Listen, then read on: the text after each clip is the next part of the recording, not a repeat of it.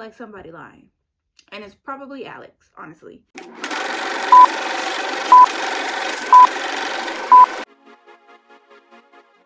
Hey guys, welcome back to my channel. It's your girl Lily. This is Lily Shelf, and today we are talking about Love is Blind, Season 8, Episode 11. Alright, y'all. So, Lauren and David go into this movie theater. They hash it out, and he just begins this play of how he's just so upset, and he does not think that he's able to get over this. And after going back and forth with his friends, with his sister, with himself, with Lauren, he does not know what he can do. And you know, Lauren says we could have moved past this. And a week ago, I did move past it, but now I can't. He was texting you, Lauren. He was texting you still. I wasn't responding to him. He had a different interpretation of our time together. We were just friends with benefits. I heard that y'all hooked up a week. Not even a week, 2 days before you were supposed to go on the experiment, Lauren. How do you explain that? It wasn't 2 days, Dave. It was a week. Okay, we were only together for that week. And then I said, you know what? Why should I let my friends with benefit situation stop me from finding my husband? Do your parents even know the whole story? Do they? Because your dad was coming at me sideways, Lauren. Me saying that I wasn't ready for marriage, but that you were? You? Who had a whole situationship going on 2 days.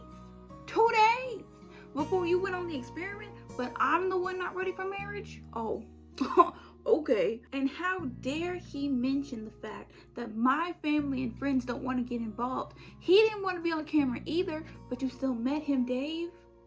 You still met him. You met him. You met my mom. You met my friends. I haven't met your friends yet. They still think I'm a Jezebel. Well, that's neither here nor there. My friends don't want to be on camera. You know what? If I told them to be somewhere, if I told them that it was super important, they would be there. And honestly, Lauren, I don't think I can do this anymore. Dave, what are you saying? I'm saying my heart won't let me continue. You know what? I think we had a good run, but I just can't do this anymore. I can't do this anymore. Fine. If that's what you believe, Dave, then fine. And that is how Dave and Lauren finally break up. It took us 11 episodes to get here, but finally, they're broken up, okay? The remaining couples, they go snow tubing at this resort type looking place, or ski lodge looking place. It looks real fun. Like, the couples are having the time of their little lives. Some of the guys ask about Dave, but like nobody cares about Dave.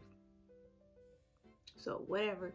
Then Lauren pops up. And all the girls are like, Lauren, oh my God. Ben, messy self, will talk about some, have you talked to Dave? Sarah was like, Ben, too soon. Because exactly, we find out Dave broke up with Lauren yesterday. So she's still coming on the heels of that, okay? And then Molly shows up, then Brittany shows up, and so I'm assuming that this is just when like all of the pod mates start coming out. Molly and Lauren talk outside. Molly lets Lauren know that there was a girl when Dave had gone out with his friends and he was not having a good time. So much so that he stayed up till like 3, 4, 5, 6 a.m. in the morning. Molly lets Lauren know that there was a girl all over Dave at one of the house parties he found himself at. And Molly wanted to text Lauren, but she didn't want it to come across as she was bitter that they didn't work out, so she was trying to sabotage what Lauren and Dave had going on. Lauren lets Molly know, girl, we broke up. Molly's like, oh, but period, because I saw Dave's selfies and I said, oh no, I'm good. Molly, hilarious. And then Lauren tells Molly about the drama that Dave dragged for a handful of episodes before he finally broke things off with her. And Molly is like us in saying, why didn't he just defend you to his family? Because exactly. And then she's like, okay, well, if that's how it is, forget his sister, forget his friends, honestly, forget him too. Period, Molly. Period. Brittany says Devin looks like he's 21 and like he's really young. Devin laughs it off, takes it as a compliment. She calls him immature because of the response that he had when she told him that she had had experiences with women, but they both agree that things worked out the way that they were supposed to because they are both very much so Team Virginia. And I love the fact that Brittany was Team Virginia from like jump, and even now that they're out of the pods, that doesn't switch up. And then Dave walks in. Now, I wanted them to pay him dust. They did not. Joey comes over and gives him like that good nature, like bro hug. He be doing it to everybody. Ben practically like runs. The way he was sprinting to Sarah during the reveal, he's now sprinting to Dave. Like they're like long lost twins or something. And he hasn't seen him in years, okay? Like nobody was more excited to see Dave than Ben. Dave says he feels horrible and says he doesn't want to say he broke up with Lauren because it doesn't feel like that, but that's absolutely what you did. Madison walks in with this pink and black hairstyle. And I know before you're like, Alicia, you're rocking a green and black Shigo looking wig. Yes, I am. But this is cute. Madison's hair had to grow on me a little bit, I'm not gonna lie. When she first walked up, I said, who is this? Like my brain was telling me that's Madison, but my eyes were saying cannot compute. Like it just looked jarring, quite honestly. And then Meg and Mason walk in hand in hand. Everybody's gassed about that. Everybody's asking them like how that happened. Meg is saying as soon as she got her phone back, she was texting Mason. Mason was texting back. Mason did have a smooth line when he went, because Meg had asked him, how are you doing? And Mason was like, you know, worse now because I see that you are breathtaking. And I said, okay, you know what? Mason did eat that little bit. He did eat that one little bit up. There's still food on the plate, but he did eat that one little slice. And then Madison is stirring the pot because she's over there talking to Lauren, and she's saying that Alex, because also after like Madison has walked in, Meg and Mason have walked in, so everybody's kind of talking to them, and then Alex walks in. I don't want him on my screen anymore, quite honestly. Thankfully, we haven't seen him in the later episodes, but like, I don't want to see him at the reunion either. But Madison is saying that Alex reached out to her and just gassing her up. And then they ended up meeting at the airport. He was continuing to gas her up. And just kind of being shady because Madison asked him, what do you feel, or what are your feelings on Mason? And he was saying, forget Mason, even though in the pods he was trying to play, you know, good cop to Madison's bad cop and say, you know, well, I understand both points of view, and Mason did have a point, and you were kind of bullying Mason a little bit. And so like, I am side-eyeing Alex just a little bit, well, really a lot, but just a little bit in this sense. And then Madison also reveals that Alex told her that Meg had reached out to Alex, and I'm like, I was with Lauren. When did Meg like Alex? Did I miss something? Because if even Lauren is asking that, I feel like somebody lying. And it's probably Alex, honestly. David and Molly talk.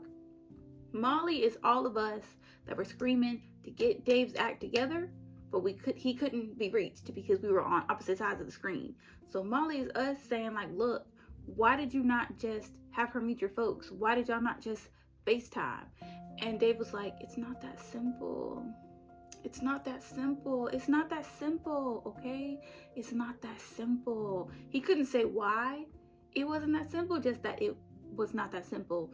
And he also low-key blames Lauren for ruining things because Molly is asking him, you know, like, what's up? And Dave is like, oh, well, usually it's me that messes stuff up and ruins things. And Molly was like, oh, so you're blaming Lauren? And Dave was like, no, but if you say usually I am the one who ruins things, you are implying that this time the other person ruined things for y'all. Come on, Dave. Like, isn't he supposed to be 32? Does he think the rest of us are dumb? Hello. Dave brings up his sister one last time, okay? Because he had told us earlier that, because I think production had asked him if he had went ahead and told his sister that he and Lauren were no more, and he said yes. And I feel like he immediately was texting. Like, as soon as Lauren got up at that theater seat and was walking away, Dave was on his phone like, hey, we broke up. Okay, we broke up. It's no more. Because he said his sister sent back like a teary-eye emoji and said she's here if he needs her. I want the sister at the reunion. I don't care if Dave is there or not. I want the sister at the reunion. Lauren and Dave go talk, and everybody like, okay, so like everybody's kind of like talking, laughing, whatever. As soon as Dave and Lauren go out to talk, everybody turn and watch them. Like, it's silent for the first couple of minutes as everybody's like watching, trying to take in the drama, and it was just killing me. I say, y'all are so messy. Y'all are so messy but safe, because I was also up in there with my little snacks. Like, what's this man got to say now? Y'all, why was it a bunch of nothing? Because he's saying that, you know, it's hard for him to admit when he's wrong, and like he wanted to reach out to her last night, and all these other things. Basically, he didn't know. He's trying to say he didn't know what he had until it was gone. But he uses other phrases besides I want to say it. And so when Lauren is like, yeah, you may have wanted to reach out to me, but you didn't, Dave is like, well, you didn't either. Now, Dave, you broke up with Lauren. So why would Lauren then want to reach out to you? And like in that same breath, when he says, well, you know, you could have reached out, Lauren is like, but you broke up with me. So why would I then reach out to you? And Dave is like, you're right. You shouldn't have to. And I'm telling you, you don't have to. You're right. She doesn't have to, because y'all are done. Finito. And honestly, I was not going to lie, y'all. I was scared that Lauren was going to fold, because he was starting to tell her more sweet nothings. And she didn't. I was so proud of my girl. She said, basically, it's too little too late. I wish they would have played that song. But, you know, whatever. I'm just glad that she didn't fold and she stuck to her guns. Ben and Sarah go to church. Sarah, you can tell, is kind of not feeling it. I feel like she was there just to be able to say, like, you know, I tried it, but it's not really my scene. The preacher is making cringy jokes, you know, as most of them do, perfectly fine. And then they start talking about like relationships, and I was like, oh, very on the nose, but you know, whatever. In her confessional, Sarah says she's not there with going to church every time, and she might not ever get there. And then Devin and Virginia take dance lessons. I feel the chemistry between them, but after learning that Devin is a conservative and just watching the way that he handled that conversation, you know, from what we were able to see, I'm not feeling them as much as I was.